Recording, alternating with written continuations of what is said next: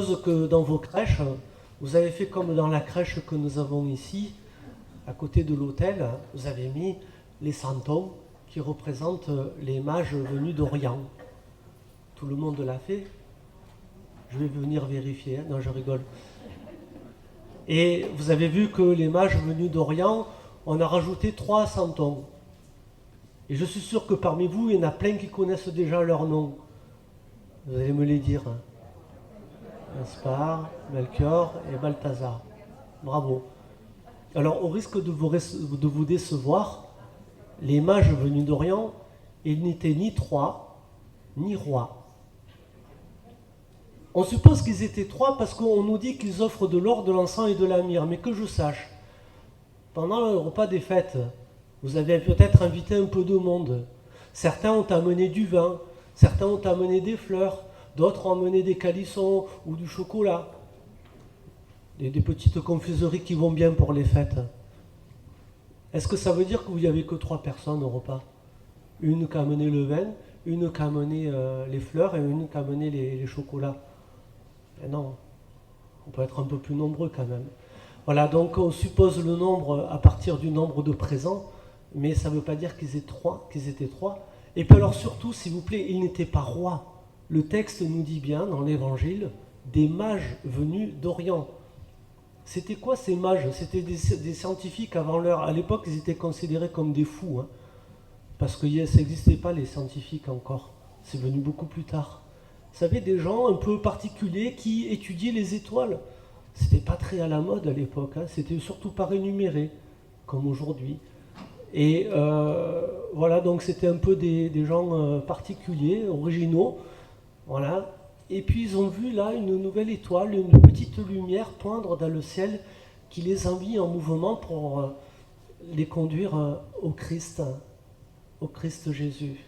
Et vous avez vu que chemin faisant, eh bien, s'ils se réjouissent de cette lumière, de cette étoile qui leur est donnée, lorsque ils vont se retrouver devant le Christ, on ne nous parle plus d'étoile, on nous parle de celui qui est là devant eux, parce que là, les mages venus de loin reconnaissent en Jésus-Christ la source de toute lumière, la vraie lumière, celle que Dieu nous envoie. Et ce que je nous invite, frères et sœurs, à considérer aujourd'hui, qui est plus essentiel que le nom des rois mages, ou du nombre de mages, ou peu importe d'où ils viennent, c'est de considérer 2 choses. Comme Paul nous l'a très bien dit dans la 2e lecture que nous avons entendue, le salut de Jésus-Christ, il est offert à toutes les nations. Et ces gens, ces mages qui viennent de loin, manifestent cela, que la lumière du Christ n'est pas que pour le petit État d'Israël où ont eu lieu ces événements, mais cette lumière, elle est appelée à se répandre pour toutes les nations, pour tout le monde. Tout être vivant est concerné par le salut, par la lumière que Dieu apporte par son Fils Jésus-Christ. Voilà, ça c'est très important de se le rappeler, parce que quelquefois nous on aurait tendance un peu à cloisonner les choses. Mais rappelons-nous que lui, Dieu, sa lumière, il veut la répandre le plus largement possible. Et chaque fois que nous irons dans ce sens-là, frères et sœurs, nous sommes sûrs de ne pas nous tromper.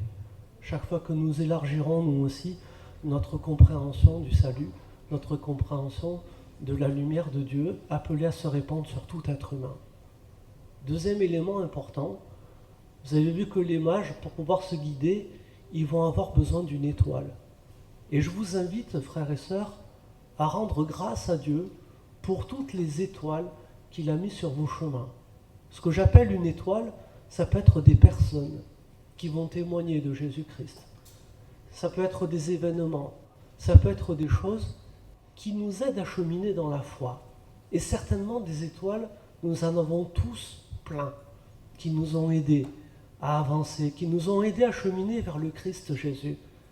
Mais ce qui est important, frères et sœurs, c'est de ne pas rester les yeux rivés sur l'étoile, mais bien d'aller jusqu'à Jésus-Christ, qui est la source de la lumière, comme les mages venus d'Orient. Allons jusqu'au bout du chemin, s'il vous plaît.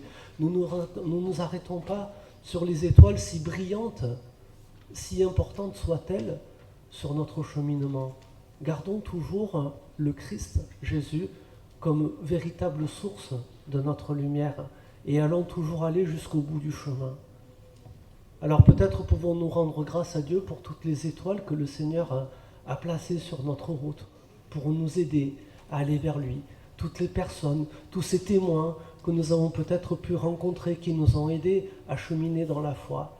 Et peut-être d'ailleurs sommes-nous appelés, nous aussi, à être des étoiles pour d'autres personnes qui cherchent encore le Christ Jésus.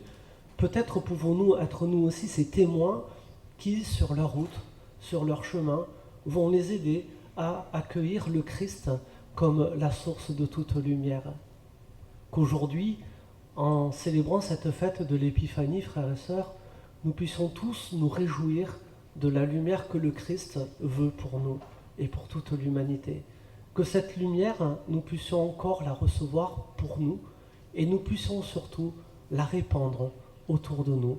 Nous puissions en être les témoins, ces étoiles éclairées par le Christ que le Christ envoie pour aller éclairer les autres. Amen.